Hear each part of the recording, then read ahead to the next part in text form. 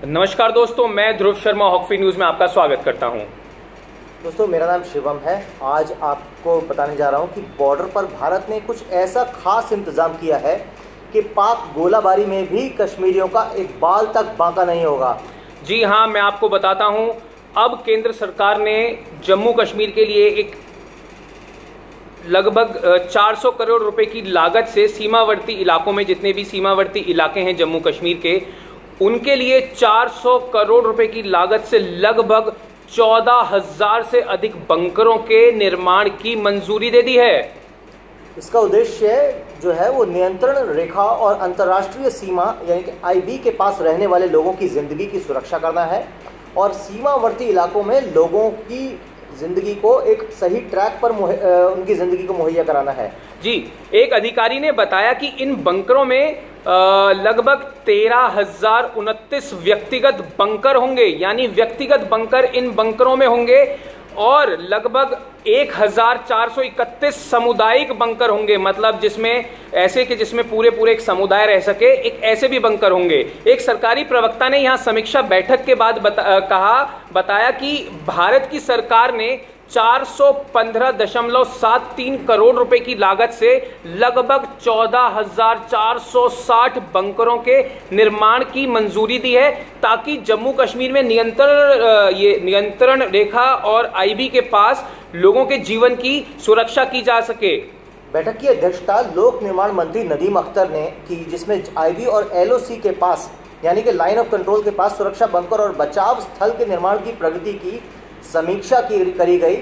एक इसमें जिसे कहती है कि एक डिस्कशन हुआ, एक एनालिसिस किया गया। प्रवक्ता ने बताया कि सीमा पार से गोलाबारी के दौरान आपातकालीन स्थिति में एलओसी और आईबी के पास बचाव स्थल भी बनाए जाएंगे और व्यापक तौर पर निर्माण कार्य किया जाएगा। सड़क और वन विभाग द्वारा बंकर बनाए जाने हैं, जिसकी प्रस्ताव को मंजूरी दे दी गई है। इसके निर्माण के लिए जल्द ही डिजाइन, ब्यौरा और निविदा आदि जारी करे जाएंगे। जी, हम आपको बताते हैं, पाकिस्तान आए दिन सीज फायर का उल्लंघन करता है और पिछले अभी ईद के समय पर हमारी भी सेना ने, शिवम मैं आपको बताऊंगा, हमारी सेना ने भी कहा था कि ईद के समय पर हम कोई भी गोलाबारी नहीं करेंगे। पाकिस्तान ने भी इस चीज में पहले हामी भर दी थी, लेकिन नापाक पाक अपनी हरकतों से बाज नहीं आता है। उसने ईद के समय पर भी गोलाबारी की, जिसमें कश्मीर के काफी कश्मीरियों, जिनको पाकिस्तान कहता है कि आप पाकिस्तान में आइए, कश्मीर पाकिस्तान का हिस्सा है, उसी पाकिस्तान ने कश्मीर पर अंधाधुंध फायरिंग की, गोलाबारी की, और जिन कश्मीरियों को अपना बताता है उनको जान माल की हानि की। कई लोगों की, कश्मीरियों की जान भी गई। लेकिन अब भारतीय सेना ने एक जबरदस्त ये कदम उठाया है, जिससे कश्मीरियों की अब जान जो जाती थी पहले गोलीबारी में, अब वो नहीं जाएगी। ये बहुत बड़ा कदम है और मेरी आपसे विनती है, इस वीडियो को अधिक से अधिक शेयर करें। बाकी हम आपको बताते हैं कि अधिकारियों ने यहां तक भी बताया कि पुंछ और राजौरी जिले में एलओसी के करीब 7,000 लगभग 7300 मतलब 7,300 बंकरों का निर्माण होगा।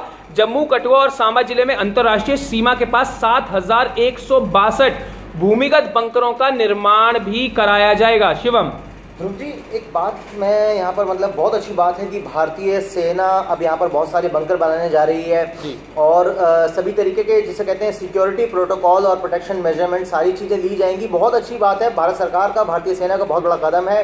कश्मीरियों की सुरक्षा के लिए बहुत अच्छा एक कदम है।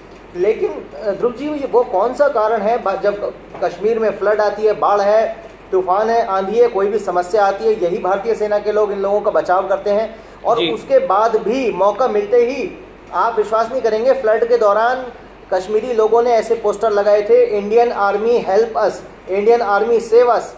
और जैसे ही बाढ़ कश्मीर से ख़त्म हो गई, उसके तुरंत बाद अगले ही दिन इन्हीं कश्मीरी लोगों ने, यहाँ तक कि कुछ फोटोज़ के अंदर तो कुछ ऐसी भी लेडीज़ पाई गई थी जिन्होंने ही खुद ये पोस्टर लगाए थे कि इंडियन आर्मी हेल्प अस।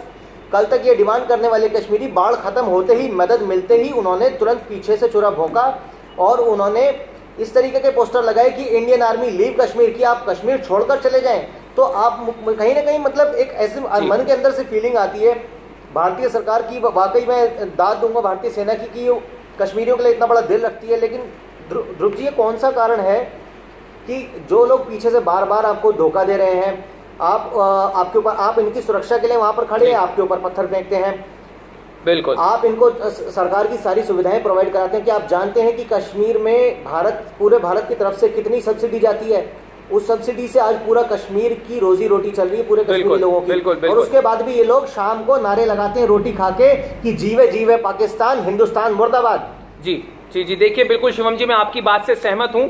अब ये बात जो आपको पता है, मुझे पता है, हमको समझ में आती है, अब ये बात कश्मीरियों को, कश्मीर के युवा को, कश्मीर में जितने भी बुजुर्ग हैं उनको अपने बच्चों को समझानी चाहिए कि आपका साथ कभी पाकिस्तान नहीं देगा, आपका साथ कभी कोई अलगाववादी नहीं देगा। ये अलगाववादी वो हैं अलगाववादी जो आपको तो पैसे देकर, वहां पे कश्मीरी बच्चों को पैसे देकर पत्थरबाजी करवाते हैं, पर खुद के बच्चों को दिल्ली में पढ़ाते हैं, बाहर दूसरे देश में, विदेश में भेजते हैं पढ़ने के लिए। वहां इनके बच्चे, मैं आपको आज अभी भी बताता हूं, कश्मीर के बच्चे कुछ ऐसे अलगाववादी हैं जिनके बच्चे टॉपर रहे हैं इस बार की पढ़ाइयों में, जो रिजल्ट्स आए उसमें टॉपर रहे हैं, पर बाकी जो आम कश्मीरियत है, जो आम कश्मीर के लोग हैं, वो लोग कहाँ हैं? ये जो आप बताते हैं कि जब सेना जब बाढ़ आती है तो सेना बचाती है, तो ये लिखते हैं कि इंडियन आर्मी सेव अस, और जब बाढ़ चली जाती है तो ये पीछे से उन्हीं सेना के जवानों पर जो इनकी जान बचाकर जा रहे होते हैं उनके पीठ में चुराव घोंप देते हैं, उन पर पत्थरबाजी करते हैं। ये अब कश्मीरियों को समझना पड़ेगा कि ये आपका साथ ना अलगाववादी देंगे ना पाकिस्तानी देंगे। आपके ही कश्मीरियत के मैं आपको क्या, अब जब बात छिड़ी है तो शिवम जी मैं आपको बता देता हूं, अभी इन्हीं के कश्मीर का ही एक लाल औरंगजेब जो कि खुद कश्मीर से था, उसने अपनी जान गंवाई। एक पत्रकार थे जो खुद लाल चौक पर, उन्होंने, वो भी कश्मीर के ही थे, उन्होंने अपनी जान गंवाई। तो मुझे आप ये बताइए, क्या इनको मारने वाले इंडियन आर्मी थी? क्या इनको मारने वाले मोदी जी थे? क्या इनको मारने वाले दिल्ली के लोग थे? नहीं, इनको मारने वाले वही लोग थे जो आपके साथ रह रहे हैं, आपसे घुल मिल कर रह रहे हैं। और जब आप लगाते हैं पाकिस्तान जिंदाबाद के नारे, ये वही लोग हैं जो आपसे पाकिस्तान जिंदाबाद के नारे लगवाते हैं, फिर आपको जान से मारते हैं। शिवम ध्रुव जी, यहाँ पर एक और बात देखने में आई है, अगर चाहे हम औरंगजेब जी की भी बात करें, उनकी शहादत को वाकई मैं सलाम करता हूँ। और दोस्तों, आप लोगों से भी मैं एक रिक्वेस्ट करूँगा, गुजारिश करूँगा कि कमेंट में औरंगजेब की शहादत के लिए एक बार कमेंट में जय हिंद जरूर लिखें। और आज जय हिंद लिखने का कमेंट सेक्शन में रिकॉर्ड बना दें, मुझे 3 लाख से ज़्यादा कमेंट चाहिए दोस्तों। और क्योंकि ये आपका ये कमेंट कश्मीरी अलगाववादियों के मुंह पर सबसे करारा थप्पड़ होगा। ये इस देश की, उस कश्मीर के उस देशभक्त जवान के प्रति आस्था का प्रतीक होगा, और इन कश्मीरी अलगाववादियों के गालों पर करारा थप्पड़ होगा। ना सिर्फ कश्मीरी अलगाववादियों के ऊपर, उन आतंकियों के ऊपर जिन्होंने कश्मीर के लाल को गोलियों से छलनी कर दिया, उस पाकिस्तान पर जो इन आतंकवादियों को पैसा देता है, हथियार देता है, और खुद अपने ही कश्मीर के ही लालों को, जो कश्मीर के लाल हैं, उनको गोलियों से छलनी करवाता है। आप कमेंट में जय हिंद, जय भारत और पाकिस्तान के लिए 2 शब्द जरूर लिखें, अलगाववादियों के भी लिए 2 शब्द जरूर लिखें, प्यार से लिखें, गाली से लिखें, जिस तरीके से लिखना चाहें, जिस तरीके से इनको आप कमेंट में अपने शब्दों से, शब्द बेदी बाणों से इनको ठोक सकते हैं, मेरी आपसे विनती है, इनको ठोकें।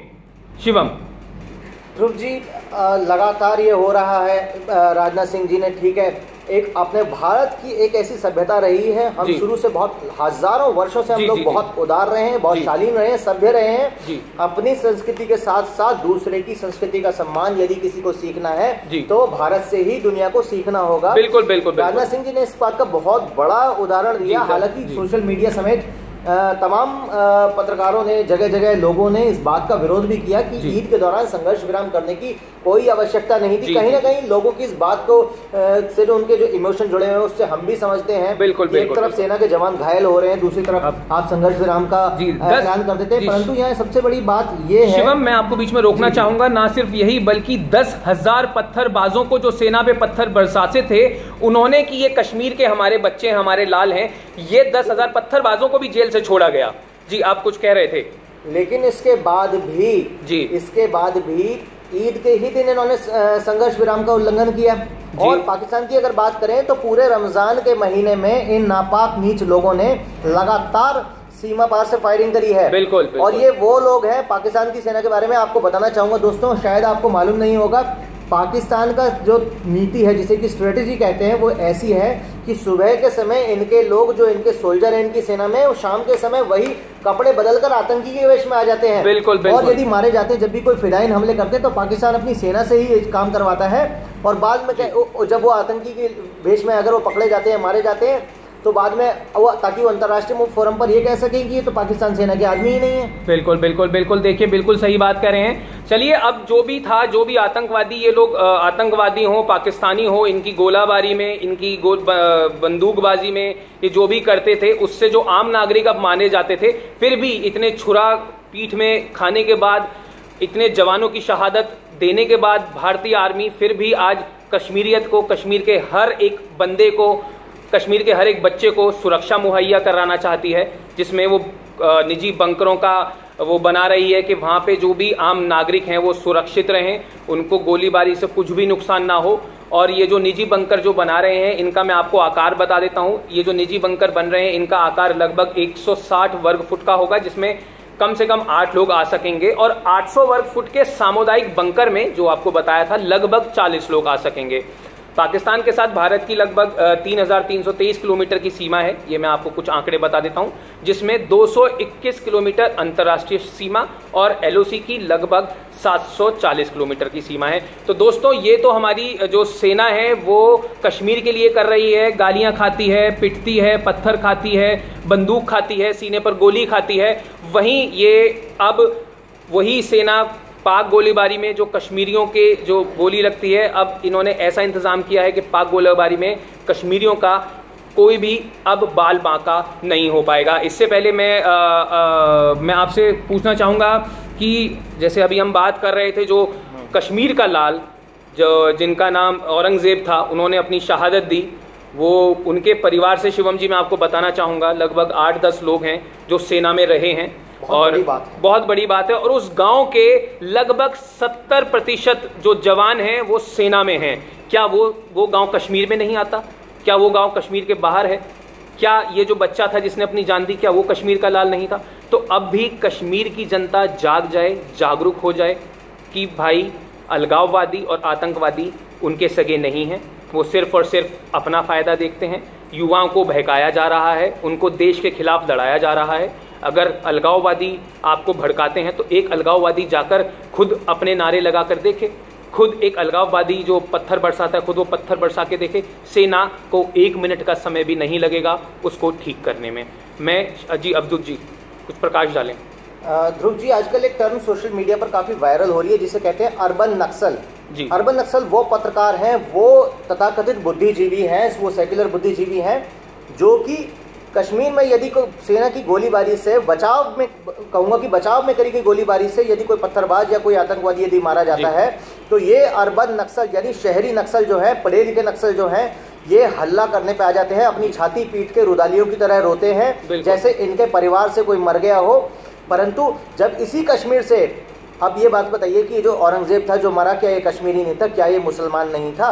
अगर इनको वाकई इन लोगों से इतना प्यार है तो फिर एक, यदि वही व्यक्ति एक कश्मीर से कोई व्यक्ति सैनिक बन जाता है और तब यदि वो आतंकवादियों के हालत के द्वारा इतनी भयानक मौत अगर वो मारा जाता है, शहीद होता है वो व्यक्ति, तो आज उसके लिए ये बोलने वाले बिल्कुल इनके मुंह में दही जमा के बैठ गए हैं। बिल्कुल बिल्कुल। वो कौन सा कारण है? यानी कि ये सीधे सीधे दोगली इनकी नीति है कि यदि कोई व्यक्ति गलत कार्य कर रहा है, आतंकवाद फैला रहा है, उसकी मौत पर इनको छाती पीटनी है। पर उसी कश्मीर से यदि कोई व्यक्ति यदि शहीद होता है सेना के लिए लड़के, तो ये लोग मुंह में दही जमा के बैठेंगे, उसके बारे में बिल्कुल नहीं बोलेंगे। जी बिल्कुल बिल्कुल, मैं आपकी इन बातों से सहमत हूँ। तो ये जो दोगले पत्रकार हैं, ये जो अपने आप को, जब आतंकवादी कोई मरता है तो कोई पत्थरबाज मरता है तो छाती पीटते हैं, इनके सीने पे सांप लौटते हैं। अब ये लोग कहाँ हैं? बिल्कुल आपने सही बात उठाई। अब ये लोग कहाँ हैं? इनके बारे में भी आप कमेंट में ज़रूर करें। इनका भी छीछा लेदर ज़रूर होना चाहिए। अब जब कश्मीर का लाल देश की सेवा में मरा है तो इनका कोई भी जवाब, कोई भी बयान क्यों नहीं आ रहा है?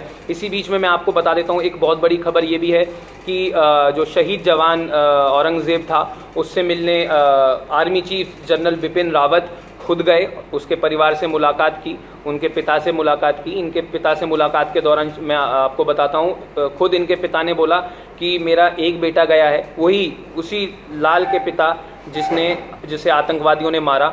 उनके पिताजी का खुद का कहना है कि आप बेशक औरंगज़ेब मर गया हो, पर मेरे पीछे अभी 4 बेटे और हैं और मैं इन चारों को मैं खुद दोबारा से सेना में डालूंगा। काबिल तारीफ है ऐसे आदमी की शहादत। दोस्तों आप लोगों से मेरी गुजारिश है कि कमेंट में ऐसे शहीद की शहादत के लिए जय हिंद जरूर लिखें और कम से कम 3 लाख कमेंट आज हमें चाहिए और ये रिकॉर्ड बनाएं कश्मीर अलगाववादियों के ऊपर और कश्मीर में जो आतंकवादी हैं उनके ऊपर सबसे करारा थप्पड़, सबसे जैसे सेना आज पैलेट गन चला रही है या मशीन गन चला रही है, आपकी जो गन है, आपकी गोली, आपका कमेंट है, आप अपनी लेखनी से एक जय हिंद लिखिए और इन लोगों के ऊपर करारा थप्पड़ होगा। जी मैं शिवम जी आपसे एक और बात जानना चाहूँगा। एक पत्रकार थी, महिला पत्रकार थी, जिनकी हाल ही में भी गोली मारकर हत्या कर दी गई थी। पूरे हिंदुस्तान में बहुत बड़ा बवाल मचा।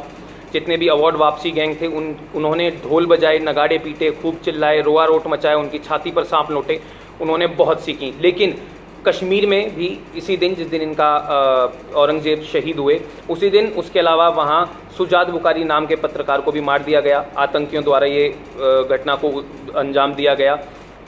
ये वही शुजात बुखारी हैं जो बोलते हैं, जिन्होंने हमेशा से ये बोला है कि अगर कश्मीर पाकिस्तान के साथ गया तो कश्मीर की हालत बद से बदतर हो जाएगी। वहीं अगर कश्मीर के बच्चे, पूरा कश्मीरियत भारत का साथ देता है, पत्थरबाजी नहीं करता है, सेना को सपोर्ट करता है, तो कश्मीर वाकई में भारत के लिए ही जन्नत नहीं, पूरी दुनिया के लिए जन्नत बन जाएगा। तो मैं अवधूत जी इस पर भी बोलूँगा कि ये अवार्ड वापसी गैंग जब एक महिला पत्रकार मरती है, आप उनके बारे में थोड़ा प्रकाश डालिएगा, तो इनकी छाती पर सांप लौटते हैं। ये सुजात बुखारी जो कि चाहते थे कश्मीर जो है वो भारत की तरफ रहे, भारत का बन के रहे, उससे बहुत फ़ायदा होगा कश्मीरी लोगों का। क्या ये इस पर कुछ प्रकाश डालिए। बिल्कुल ध्रुव जी, दरअसल मामला ये है कि एक सुजात बुखारी जो कि लाखों कश्मीरियों की भीड़ में अगर एक ऐसी आवाज़ उठाते हैं जो कि देश हित में है, कश्मीर के हित में है, कश्मीर के लोगों के हित में है, तो ऐसे सुजात बुखारी को दिन दहाड़े मार दिया जाता है। शायद उनको सच बोलने की ऐसी सज़ा मिली है जिसकी शायद कोई कल्पना भी कर ना सके। दोस्तों जो आप लोग जो ये वीडियो देख रहे हैं, आपसे मेरी गुजारिश है इस बात को समझिए आप कि आज देश में सच्ची पत्रकारिता करना बहुत महंगा हो गया है, क्योंकि जान से महंगा कुछ नहीं होता है जी। तो जो ये अर्बन नक्सल हैं, जो गिद्ध जैसे पत्रकार, भेड़िए पत्रकार हैं, आज इन लोगों का अगर आपको लगता है कि देश में सफाया होना चाहिए, प्रॉब्लम के बारे में हम सभी लोग डिस्कस करते हैं, सॉल्यूशन के बारे में अक्सर डिस्कस नहीं किया जाता है इस समाज में। तो सॉल्यूशन दोस्तों इसका ये है कि अगर आप ऐसे पत्रकारों को जो कि देश के विरोधी हैं और देश को नोच नोच कर खाने की कोशिश कर रहे हैं, ऐसे पत्रकारों को यदि हटाना है तो उसका तरीका ये है कि नीचे जो लाल कलर का सब्सक्राइब बटन है उसे दबाएं और ये लाल सब्सक्राइब बटन लाल आतंकवाद जो इसे कहते हैं यानी कि नक्सलवाद पर लगाम लगाएगा। क्योंकि दोस्तों हम कोई बहुत बड़े पत्रकार नहीं हैं, आप लोग भी जानते हैं दोस्तों, हम लोग देश हित से जुड़े हुए हैं। हमारी कोशिश हमेशा ये रहती है कि आप तक हर सच्ची बड़ी, हर अच्छी और बड़ी से बड़ी खबर आप तक लाएं, देश के हित से संबंधित हर खबर तक लाएं, चाहे हमारी जान पर ही क्यों ना बन जाए। दोस्तों मैं बिल्कुल आपसे विनती करूंगा, लाल बटन दबाने के बाद इस वीडियो को शेयर करना तो बिल्कुल ना भूलें। आपका एक शेयर उस शहीद जवान के लिए, आपका एक शेयर उस पत्रकार के लिए जिसे आतंकियों ने गोलियों से भून डाला, आपका एक शेयर उस पूरे कश्मीर के लिए जिसको भारत का हिस्सा होना चाहिए। मेरी आपसे विनती है इस वीडियो को ज़्यादा से ज़्यादा शेयर करें। और मैं आपको अब्दुल जी मैं आपको बता देता हूँ, जो इनके पिता थे मोहम्मद हनीफ, उन्होंने शहीद जो औरंगज़ेब हैं उनके पिता जो हैं मोहम्मद हनीफ, उन्होंने और उनके भाई ने केंद्र सरकार को साफ साफ उनसे मांग की है कि मोदी सरकार जल्दी से जल्दी जिन आतंकियों ने इनके बेटे को मारा, उन आतंकियों को उनसे बदला ले और बेटे की शहादत का वो बदला ले। और मैं आपको एक और बात बताता हूँ, औरंगजेब के पिता भी खुद सेना में रह चुके हैं। तो एक सेना में रहते हुए आप देखिए, एक बाप सेना में, उस बाप का बेटा सेना में, उसका भाई जो जिसने अपनी जान गंवाई वो सेना में, उस गांव के 70% युवा सेना में। ये सब कश्मीर से हैं, कश्मीर के लोग ही इनको मारते हैं, कश्मीर में बने आतंकवादी लोग इनको मारते हैं। कश्मीर का युवा फिर भी नहीं समझ रहा है। अब आपको समझना चाहिए, अब आपको समझना पड़ेगा, वरना जो अभी आपके सामने ये आतंकवादी आप ही के लाल को मार रहे हैं, कल को आप भी इनका निशाना बन सकते हैं। तो मेरी आपसे विनती है दोस्तों, इस वीडियो को ज़्यादा से ज़्यादा शेयर करें और इस जवान के लिए, उस पत्रकार के लिए हम तो बस इतना ही कर सकते हैं कि ये वीडियो इस पूरे आवाम तक पहुंचा सकें, इस पूरे देश तक पहुंचा सकें और इस पूरी दुनिया तक पहुंचा सकें। बस यही विनती है, सब्सक्राइब करें, शेयर करें। शिवम आप कुछ प्रकाश डालें। दोस्तों बस अब एक छोटी सी आपसे विनती रहेगी, ज़्यादा से ज़्यादा कमेंट करें और औरंगजेब जी की जो शहादत है इसके बारे में कोई दिखाता नहीं है, क्योंकि कारण ये है कि जो नक्सलवादी पत्रकार है वो यही चाहते हैं कि कश्मीर के अंदर टेंशन का माहौल, भय का माहौल जो है वो बस उसी का प्रदर्शन करते हैं। कश्मीर से यदि कोई पॉजिटिव न्यूज़ है उसको कोई नहीं दिखाता है, क्योंकि ये लोग चाहते ही नहीं कि कश्मीर का एक जो दूसरा रूप है कि शायद आप लोगों को भी मालूम नहीं होगा कि कश्मीर में एक ऐसा भी गांव है जहां पर 70% से ज़्यादा लोग सेना में है। कितनी बड़ी बात है, आज तक लोगों के सामने ही नहीं आई। आज हम हॉकफील्ड के माध्यम से आपके सामने लेके आ रहे हैं। बहुत ही डेयरिंग, यानी जिसे कहते हैं कि एक बहुत बड़ा एक हिम्मत का काम है जो हम भी कर रहे हैं, आप लोग भी कर रहे हैं। दोस्तों, आपसे बस इतनी सी रिक्वेस्ट है कि हमारा साथ दें, ज़्यादा से ज़्यादा इस वीडियो को लाइक करें, इस चैनल को सब्सक्राइब करें, बेल आइकन को ज़रूर प्रेस करें और कमेंट में जय हिंद लिखना बिल्कुल ना भूलें। आज हमें कैसे भी करके कमेंट में 3 लाख से ज़्यादा बार जय हिंद का रिकॉर्ड बनाना है। दोस्तों, आज के लिए बस इतना ही। जय हिंद, जय भारत, वंदे मातरम। जय हिंद, जय भारत, वंदे मातरम।